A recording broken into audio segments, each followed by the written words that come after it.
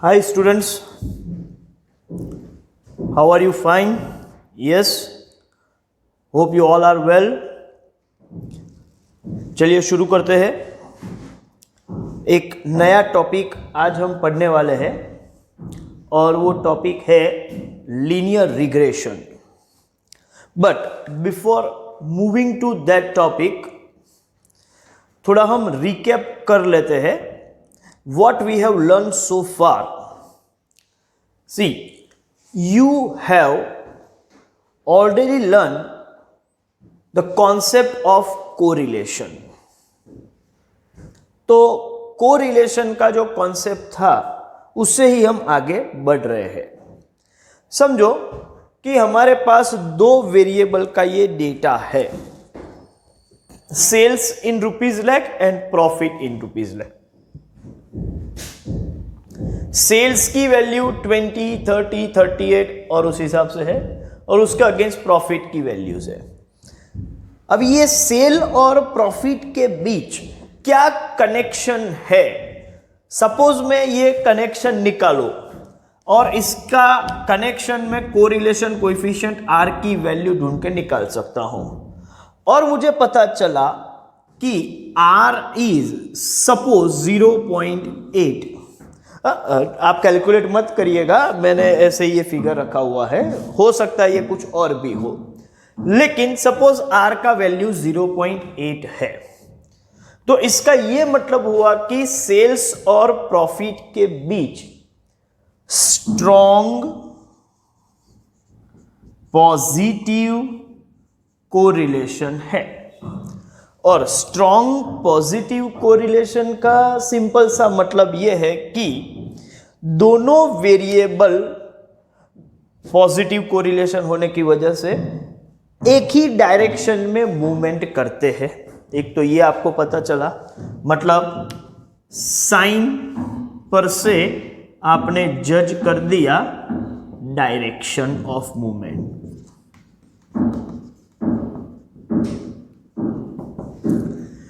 और मैग्नीट्यूड जो है इसका, मैग्नीट्यूड 0.8 मतलब क्लोजर टू 1 है तो उससे आपने ये जज किया कि स्ट्रॉन्ग कोरिलेशन है, मतलब डिग्री और यू कैन से स्ट्रेंथ ऑफ एसोसिएशन। तो R की साइन और मैग्नीट्यूड से हम ये जज कर पाते थे ये दो वेरिएबल के बीच कोरिलेशन किस टाइप का है। तो ऑब्वियस है कि स्ट्रॉन्ग कोरिलेशन है, एक में चेंज होगा तो दूसरे में उसी डायरेक्शन में चेंज होगा, और स्ट्रॉन्ग है मतलब ये टेंडेंसी बहुत ज्यादा है ये होने की, मतलब ऐसा होने के चांस बहुत ज्यादा है। अब यहां से एक स्टेप आगे बढ़ते हैं, ये तो हमने काम कर लिया है। सपोज आपको ऐसा पूछा जाए कि ये डेटा आपके पास है सेल्स और प्रॉफिट का और वैल्यू चेंज होके सेल्स की वैल्यू सपोज हो रही है 55 लाख रुपीस, तो उस वक्त प्रॉफिट क्या होगा? अब यहां से प्रॉब्लम अलग हो गया है। आपको यह पता है कि ये दोनों में स्ट्रॉन्ग कोरिलेशन है, पॉजिटिव कोरिलेशन है, सेल्स बढ़ेगा तो प्रॉफिट बढ़ेगा, लेकिन बढ़ के कितना होगा? What will be the value of profit? ये वैल्यू कितनी होगी? इसका यह मतलब हुआ कि सपोज मैं सेल्स को वेरिएबल x मान के चलूं और प्रॉफिट को y मान के चलूं, तो x की वैल्यू जब 55 होगी तो y की वैल्यू क्या होगी, ये मेरा क्वेश्चन है। और इसका आंसर कोरिलेशन नहीं दे सकता। Correlation fails to give answer of this question. Correlation से हमको सिर्फ इतना पता चल सकता है कि वेरिएबल के बीच स्ट्रॉन्ग एसोसिएशन है या वीक एसोसिएशन है, मतलब टेंडेंसी टू मूव टुगेदर कैसी है, बहुत ज्यादा टेंडेंसी या कम टेंडेंसी है। और वो भी डायरेक्शन कैसा होगा, लेकिन पर्टिकुलर एक वैल्यू x की होगी तो y की वैल्यू क्या होगी वो हम एस्टीमेट नहीं कर पाते, वो हम प्रिडिक्ट नहीं कर पाते, ठीक है। तो इसके लिए हमें किसी और टेक्निक का यूज करना पड़ेगा और वो टेक्निक है रिग्रेशन। वो टेक्निक है रिग्रेशन। दैट मीन्स समझ के चलो कि रिग्रेशन स्टडी जो है हमारा वो कोरिलेशन स्टडी के लिमिटेशन में से ही आया हुआ है। कोरिलेशन से जो काम हम कर सकते थे वहां तक तो हमने किया, लेकिन एक स्टेप आगे बढ़ना है। अभी एसोसिएशन तो मालूम है, लेकिन पर्टिकुलर वैल्यू पे दूसरे वेरिएबल की वैल्यू क्या होगी वो कोरिलेशन से हम जज नहीं कर पा सकते, और उसके लिए हम रिग्रेशन का स्टडी करते हैं। दैट मीन्स यू कैन से study of regression is the outcome of limitations of the study of correlation। तो कोरिलेशन के स्टडी में जो काम नहीं कर पाते वो काम हम रिग्रेशन के स्टडी में करेंगे। मतलब किसी एक वेरिएबल को एस्टिमेट करेंगे, दूसरे वेरिएबल की पर्टिकुलर वैल्यू के अगेंस्ट उसकी क्या वैल्यू होगी वो हम जज करेंगे। वो काम हम ये चैप्टर मतलब रिग्रेशन वाले चैप्टर में करने वाले हैं, ठीक है। अच्छा, तो अब पॉइंट ये है कि हमें रिग्रेशन का स्टडी करना इसलिए है कि पर्टिकुलर वैल्यू किसी एक वेरिएबल की होगी तो उस वक्त दूसरे वेरिएबल की वैल्यू क्या होगी वो एस्टिमेट करना है। अच्छा, ये हम एस्टिमेट कैसे कर सकते हैं? रिग्रेशन के स्टडी में करेंगे, लेकिन कैसे कर सकते हैं? मोटे तौर पे हम सोचें कि सपोज हमारे पास दो वेरिएबल है x एंड y, और आपने बोला कि x की पर्टिकुलर वैल्यू, हमारा प्रीवियस क्वेश्चन ही हम एग्जांपल ही ले लेते कि 55 होगा, तो y की वैल्यू क्या होगी वो हमें जज करना है। तो ये तभी पॉसिबल है, ध्यान से समझिएगा, ये तभी पॉसिबल है जब आप x और y के बीच जो रिलेशनशिप है, जो कनेक्टिविटी है, रिलेशन बोलो या कनेक्शन बोलो, ठीक है, x और y के बीच, उसको आप मैथमेटिकल फंक्शन के तौर पे डिस्क्राइब कर सकते हो या लिख सकते हो। जैसे कि मैं ऐसा बोलूं कि suppose y is equal to 5 + 3x, तो बोल सकते हैं कि x और y का कनेक्शन ये फंक्शन है। अब x की अलग अलग वैल्यू के ऊपर से y की मैं अलग अलग वैल्यू एस्टिमेट कर सकता हूं, लेकिन इसके लिए मुझे करना क्या पड़ेगा? x और y के बीच जो रिलेशन है, जो कनेक्शन है, उसको मैथमेटिकल फंक्शन के फॉर्म में प्रेजेंट करना पड़ेगा। ये तो मैंने ऐसे ही लिखा है, यही कनेक्शन है या यही फंक्शन है वो मुझे नहीं मालूम, लेकिन मुझे एक मैथमेटिकल फंक्शन डिजाइन करना पड़ेगा।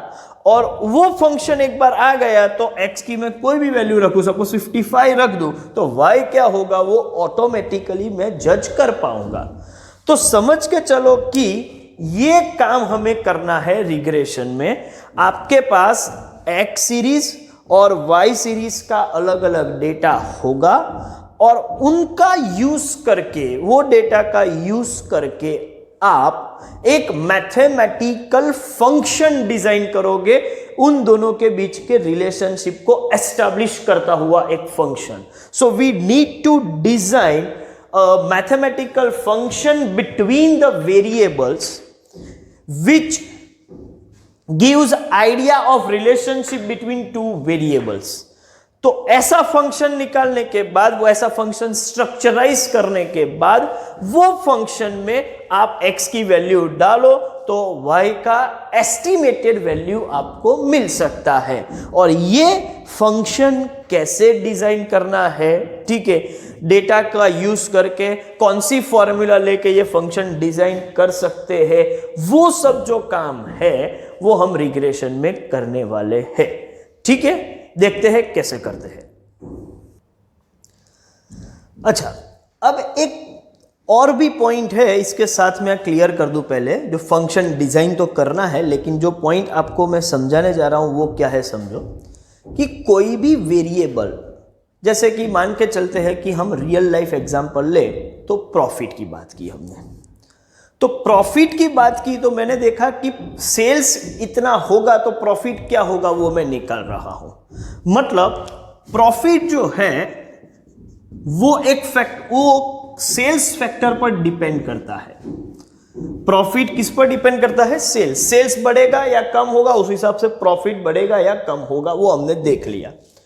तो जो प्रॉफिट का रिलेशन सेल्स के साथ क्या है उसको मैं मैथमेटिकली एस्टैब्लिश करना चाहता हूं। लेकिन प्रॉफिट सिर्फ और सिर्फ सेल्स फैक्टर पर डिपेंड नहीं करता, कई सारे अलग फैक्टर्स भी हो सकते हैं।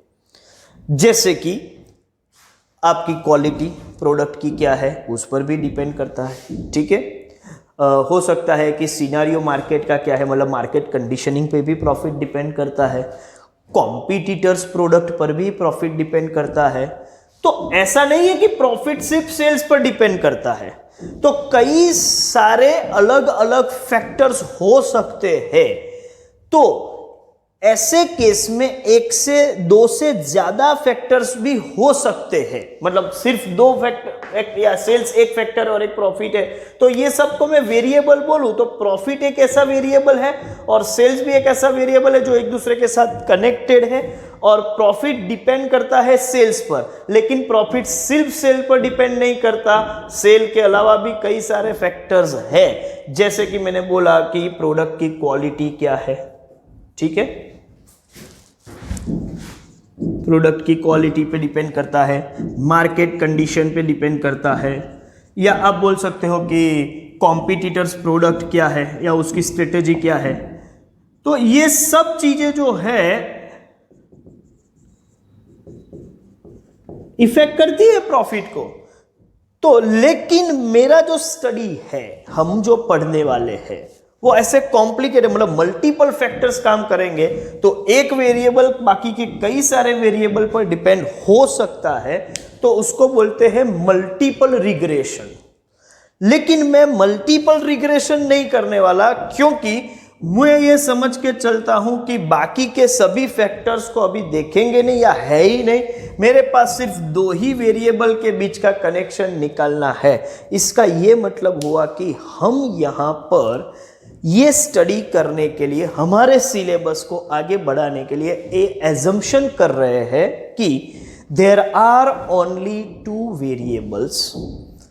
ठीक है, सिर्फ दो ही वेरिएबल हमारे पास है जिनके बीच हम रिलेशनशिप एस्टैब्लिश करेंगे, और उसमें भी एक वेरिएबल इंडिपेंडेंट है और दूसरा वेरिएबल डिपेंडेंट है। इसका मतलब यह हुआ कि प्रॉफिट में चेंज होगा किसके वजह से? सेल्स की वजह से।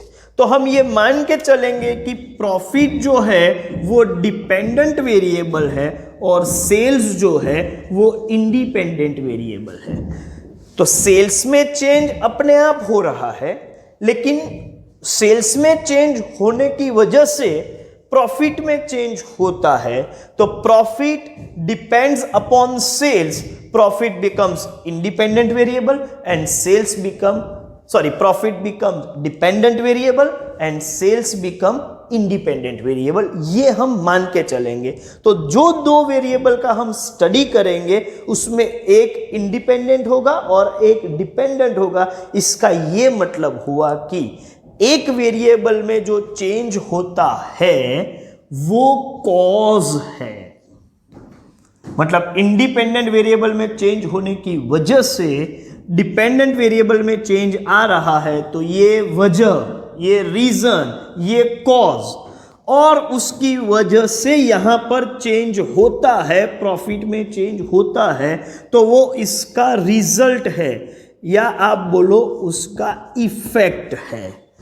तो समझ के चलो कि यहां पर जो भी दो वेरिएबल का हम स्टडी कर रहे हैं उसमें एक वेरिएबल कॉज के लिए रिस्पॉन्सिबल है, मतलब एक वेरिएबल कॉजल है, और दूसरा वेरिएबल उसका रिजल्ट है, मतलब इफेक्ट है।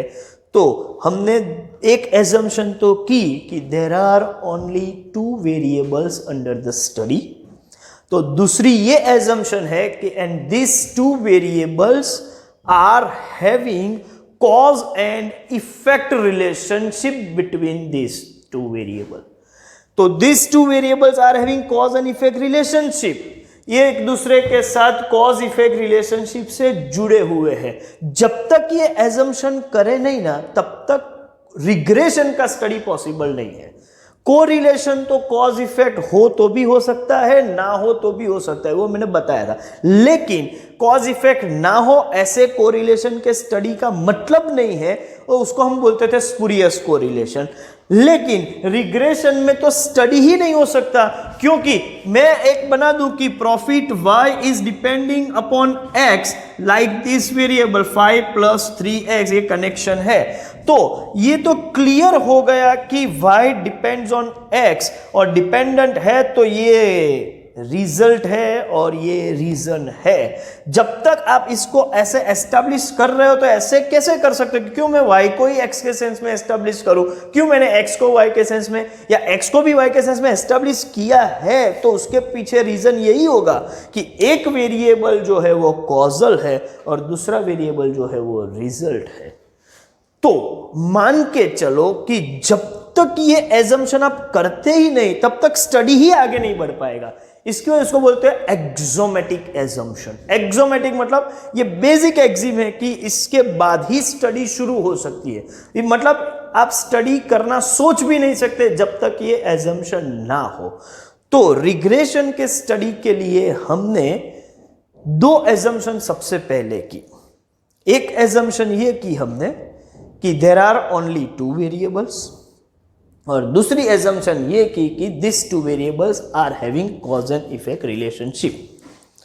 अच्छा, और एक तीसरी एजम्पशन भी है जो सिर्फ हमारे स्टडी के लिए है, और वो तीसरी एजम्पशन ये है कि ये जो दो वेरिएबल है, जो दो ही है पहले तो, और उनके बीच कॉज एंड इफेक्ट रिलेशनशिप है, और वो एक दूसरे के साथ लीनियरली एसोसिएटेड है। लीनियरिटी मतलब स्ट्रेट लाइन का रिलेशनशिप है। मतलब ऐसा नहीं है कि y is equal to 5 + 3x + 9x²। तो ये भी हो सकता है कि x इंडिपेंडेंट वेरिएबल है और y डिपेंडेंट है, y डिपेंड करता है, लेकिन ये रिलेशनशिप लीनियर नहीं है, ये क्वाड्रेटिक रिलेशनशिप है। तो लीनियर ही है ऐसा हम मान के चलेंगे, क्योंकि हमारा स्टडी जो है वो लीनियर रिग्रेशन का है। तो लीनियर क्या है? स्ट्रेट लाइन है। इसके लिए मैं डिटेल में फिर से भी डिस्कस करने वाला हूं, अभी थोड़ा मैं बैकग्राउंड डिस्कस कर रहा हूं, फिर इसी के ऊपर हम ज़्यादा डिटेल में देखने वाले हैं। तो सबसे पहले ध्यान रखो कि रिग्रेशन का स्टडी हम क्यों कर रहे हैं, पहले वो हमने देखा, ठीक है। फिर रिग्रेशन के स्टडी कंडक्ट करने के लिए हमारे पास जो भी वेरिएबल अंडर स्टडीज है उनके बीच एक मैथमेटिकल फंक्शन डिजाइन करना पड़ेगा, और जब मैं फंक्शन डिजाइन कर रहा हूं तो गारंटी है कि एक वेरिएबल इंडिपेंडेंट होगा और दूसरा वेरिएबल डिपेंडेंट होगा। मान के चलते कि दो ही वेरिएबल का हम स्टडी करते, दो से ज्यादा का कनेक्शन भी हो सकता है, हमारा स्टडी उतना ही है। और जब मैं ऐसा मान के चलता हूं कि दो ही वेरिएबल है और एक वेरिएबल में चेंज जो है वो इंडिपेंडेंटली होता है और उस पर ही दूसरा वेरिएबल डिपेंड करता है, तो वो दो वेरिएबल के बीच कॉज एंड इफेक्ट रिलेशनशिप है, ये मानेंगे तभी इक्वेशन फॉर्म कर पाएंगे, तभी हम फंक्शन डिजाइन कर पाएंगे। और वो भी कैसा फंक्शन डिजाइन करना है? तो वो सिर्फ लीनियर फंक्शन डिजाइन करना है, नॉन लीनियर, क्वाड्रेटिक, कोई ऐसा कर्वी लीनियर फंक्शन डिजाइन नहीं करना है, क्योंकि हम ये मान के चलते हैं कि इनके बीच जो रिलेशन है वो सिर्फ और सिर्फ लीनियर ही है या नहीं है वो बात अलग है, लेकिन हम यही मान के चलेंगे हमारा स्टडी यही होगा, तो ये 3 एजम्पशन करने के बाद हम अपना स्टडी शुरू करेंगे। तो यहां तक का तो काम आपको समझ में आ गया। अब पॉइंट ये है कि मैं थोड़ा बैकग्राउंड में ले जा रहा हूं आपको कि ये सब जो हम काम करेंगे रिग्रेशन का कैसे करेंगे वो तो डिटेल में हम देखेंगे, लेकिन ये कहां से शुरू हुआ, कई लोगों को ये प्रॉब्लम होता है या कंफ्यूजन होता है कि सर ये रिग्रेशन का स्टडी जो शुरुआत हुई वो कहां से हुई। तो देखो इसके लिए मैं आपको, क्योंकि ये इसका डिस्कशन आपके रेफरेंस में या स्टडी मटेरियल में या आपके सिलेबस के पार्ट में भी है इसका डिस्कशन, तो इसके लिए मैं आपको बोलूंगा कि ये पूरा समझने की जरूरत है कि वो कैसे शुरुआत हुई। वैसे देखा जाए तो आप ये स्टडी के लिए 3 लोगों के नाम आप पढ़ोगे पूरे चैप्टर में, और वो तीनों नाम आपको याद रखने ही ये स्टडी जो हम शुरू कर रहे हैं वो ओरिजिनली कैसे शुरू हुआ था और किस किस ने कहाँ कहाँ क्या क्या कंट्रीब्यूट किया। तो 3 नाम आपको समझने होंगे, ठीक है। देखते हैं कौन से है। वो 3 नाम है sir Francis Galton, Karl Pearson and CF Gauss. अब स्टोरी क्या है मैं आपको बता दूं। Actually word regression is coined by Francis Galton. Francis Galton ने ही सबसे पहले ये वर्ड यूज किया है, word regression.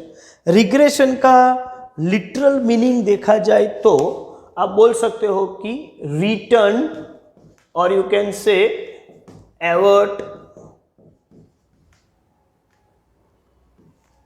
To the mean, और यू कैन से एवरेज। तो एवरेज के बेस पे आओ, वहां पर काम करो, ठीक है, वो रिग्रेस करो। तो धीरे धीरे उसके मीनिंग चेंज होते रहे, लेकिन ये लिटरल मीनिंग यही रहता है। अच्छा, फ्रांसिस गाल्टन जो था एक्चुअली वो स्टैटिस्टिशियन नहीं था, ठीक है, वो जेनेटिक साइंस के लिए रिसर्च कर रहा था। तो वो एक साइंटिस्ट था और उसने क्या किया, अपने इनहेरिटेंस के स्टडी में, हेरिडिटी के स्टडी में ये कॉन्सेप्ट यूज किया। एक्चुअली वो हाइट का स्टडी कर रहा था, जेनेटिकली हाइट कैसे वर्क करती है, मतलब पेरेंट की हाइट और चिल्ड्रन की हाइट का डेटा लेके उसने एक फ्रीक्वेंसी डिस्ट्रीब्यूशन डिजाइन किया, और उसके बेस पर यह निकाला कि पेरेंट्स की हाइट का इंपैक्ट चिल्ड्रन की हाइट पे क्या होता है। तो वो फ्रांसिस गाल्टन ने काम किया था। थोड़ा बहुत मैं बोल दूं आपको समझ। तो Francis Galton was cousin of Charles Darwin. Darwin का नाम आप सबने सुना है, ठीक है, और इसका भी कंट्रीब्यूशन, मतलब एक ऐसे फैमिली में से आ रहा है जिसमें सब जीनियस लोग ही होते हैं, ठीक है, और इसने भी बहुत सारा कंट्रीब्यूट किया हुआ है बायोलॉजी में, और आप समझ के चलो कि जेनेटिक साइंस में। और उसने, लेकिन वो स्टैटिस्टिशियन नहीं था या मैथमेटिकल साइंस भी उसमें वो उतना आगे काम नहीं करता था, लेकिन अपने काम के लिए इसने ये रिग्रेशन का यूज किया और इनहेरिटेंस में हाइट के स्टडी के वर्क ये पब्लिश किया। तो वो मान के चलते हैं कि फ्रांसिस गाल्टन ने ये सबसे पहले काम किया था। लेकिन वैसे, और कार्ल पियर्सन उसके सबऑर्डिनेट के तौर पे काम करता था, उसका असिस्टेंट था एक लेवल पे। लेकिन गाल्टन ने जो रिग्रेशन का यूज किया वो मीडियन के बेस था, और मीडियन और क्वार्टाइल डेविएशन के बेस पर उसने स्टडी किया था। लेकिन वो स्टडी, मतलब वो मेजर उतने अच्छे नहीं हैं और रिलायबल रिजल्ट नहीं देते, क्योंकि मैथमेटिकल प्रॉपर्टीज वो नहीं है उनके पास। लेकिन वो उसको नहीं पता था, कार्ल पियर्सन को मालूम था कि ये गड़बड़ी है। तो फिर उसने डेवलप किया। फ्रांसिस गाल्टन ने शुरुआत की, लेकिन वो शुरुआत के लिए रिस्पॉन्सिबल है, लेकिन उसका मेजर जो डेवलपमेंट हुआ वो कार्ल पियर्सन ने किया। और कार्ल पियर्सन ने कोरिलेशन का स्टडी भी आपको बताया है और बेस्ड ऑन दैट रिग्रेशन में भी उसने काफी काम किया। तो ये ओरिजिनेटेड, मतलब इसने शुरुआत की। Francis Galton has originated the concept, but Karl Pearson had made it popular और यू कैन से डेवलप।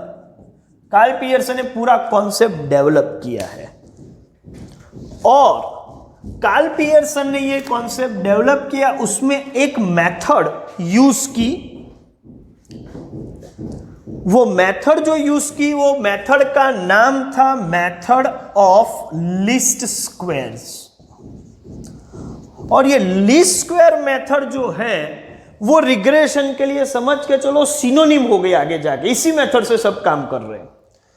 तो कार्ल पियर्सन ने मेथड ऑफ लीस्ट स्क्वायर का यूज किया था और मेथड ऑफ लीस्ट स्क्वायर जो है वो गॉस ने दी थी। तो गॉस जो है वो तो फाउंडर है किसका? Founder of the method of least square, या आप बोलो प्रिंसिपल ऑफ लीस्ट स्क्वायर्स जो है वो कार्ल फ्रेडरिक गॉस ने दिया हुआ है और उसका यूज करके कार्ल पियर्सन ने पूरा रिग्रेशन स्टडी का पैटर्न चेंज कर दिया। तो लोग ये समझते हैं कि कार्ल पियर्सन ने रिग्रेशन ओरिजिनेट किया है, तो ऐसा नहीं है। ओरिजिनेट किया है फ्रांसिस गाल्टन ने। इसमें भी कंफ्यूजन है, मतलब फ्रांसिस गाल्टन के साथ साथ एक और नाम जुड़ा हुआ है जिसके बीच में कॉन्फ्लिक्ट हुआ था, ठीक है। और वो जो कॉन्फ्लिक्ट हो रहा था उसको मैं बोलूं तो एक था लेजेंड्रे।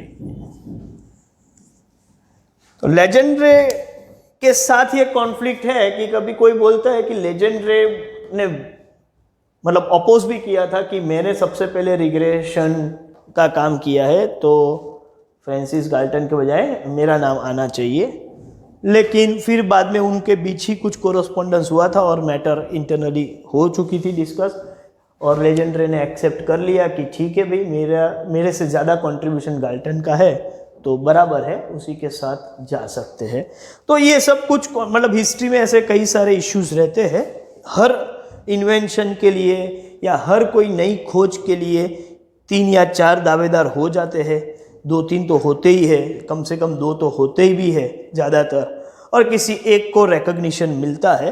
तो ये सिस्टम चलता रहता है, ठीक है। We are not in that area to discuss, तो उसको छोड़ देते हैं। हम यही मान के चलेंगे कि फ्रांसिस गाल्टन ने ओरिजिनेट किया ये मॉडल रिग्रेशन का कॉन्सेप्ट, कार्ल पियर्सन ने डेवलप किया और डेवलप करने के लिए उसने यूज किया था गॉस का मेथड, वो है मेथड ऑफ लीस्ट स्क्वायर। तो गॉस का कंट्रीब्यूशन भी है ऐसा हम बोल सकते हैं, ठीक है। लेकिन गॉस ने जो प्रिंसिपल बनाया वो कई और जगह एक सिंपल एक मैथमेटिकल प्रिंसिपल है, वो किसी और जगह पर भी यूज हो सकता है। यहां पर कार्ल पियर्सन ने उसका यूज करके एक रिग्रेशन स्टडी या उसका एक मॉडल डिजाइन किया। तो ये है हिस्टोरिकल पार्ट, ठीक है। अब हम आ जाते हैं कि आगे हमें यहाँ पर क्या कैसे करना है। आज का जो लेक्चर था, आज का लेक्चर वो सिर्फ और सिर्फ रिग्रेशन का इंट्रोडक्टरी बैकग्राउंड डिस्कस करने के लिए था। नेक्स्ट लेक्चर में मैं आपको कौन सा मॉडल और कैसे ये रिग्रेशन इक्वेशन डिज़ाइन कर सकते हैं वो मैं बताऊंगा। आज जो पढ़ा उसको थोड़ा बहुत देख लेते हैं, पूरा समअप कर लेते हैं। सबसे पहले हमने क्या देखा? सबसे पहले देखा कि कोरिलेशन का स्टडी जो है वो एक लिमिटेशन तक काम करता है, उससे ज़्यादा काम नहीं कर सकता। जब आपको 2 वेरिएबल के बीच का कनेक्शन ढूंढना है तो यस, आप कोरिलेशन से काम कर सकते हैं, लेकिन 2 वेरिएबल में से किसी एक वेरिएबल की पर्टिकुलर वैल्यू के अगेंस्ट दूसरे वेरिएबल की वैल्यू क्या होगी वो जज करना है तो हमको रिग्रेशन स्टडी करना पड़ेगा। और रिग्रेशन स्टडी हम सिर्फ 2 वेरिएबल के लिए करेंगे और दोनों वेरिएबल कॉज इफेक्ट रिलेशनशिप से और लीनियर रिलेशनशिप से एक दूसरे के साथ जुड़े हुए हैं, ये एजम्पशन करके हम काम शुरू करेंगे। काम क्या करना है, तो वो दोनों वेरिएबल को कनेक्ट करने वाला एक मैथमेटिकल फंक्शन डिजाइन करना है, और वो मैथमेटिकल फंक्शन डिजाइन करने के बाद एक वेरिएबल का वैल्यू हम डालेंगे तो दूसरे वेरिएबल की वैल्यू हमको वो फंक्शन के हिसाब से मिल जाएगी। ये काम सबसे पहले किया था सर फ्रांसिस गाल्टन ने। रिग्रेशन वर्ड भी उसी ने कॉइन किया है, ठीक है। और रिग्रेशन का लिटरल मीनिंग होता है टू एवर्ट टू, और you can say return to the average value. तो हम एवरेज का ही यूज करके काम करेंगे। फ्रांसिस गाल्टन ने भी एवरेज का यूज करके काम किया था, लेकिन उसने जो एवरेज ली थी वो एवरेज थी मीडियन, जो प्रॉपर नहीं थी, लेकिन वो शुरुआत का काम था, वैसे भी वो स्टैटिस्टिशियन नहीं था, तो हर मेजर के लिए उसको इतना नॉलेज नहीं था कि कौन सा अच्छा है कौन सा बुरा है। तो उसके बाद सर फ्रांसिस गाल्टन का ही असिस्टेंट था कार्ल पियर्सन। कार्ल पियर्सन ने ये जो मॉडल था उसको डेवलप किया, ओरिजिनेट किया फ्रांसिस गाल्टन ने अपने इनहेरिटेंस की स्टडी के लिए।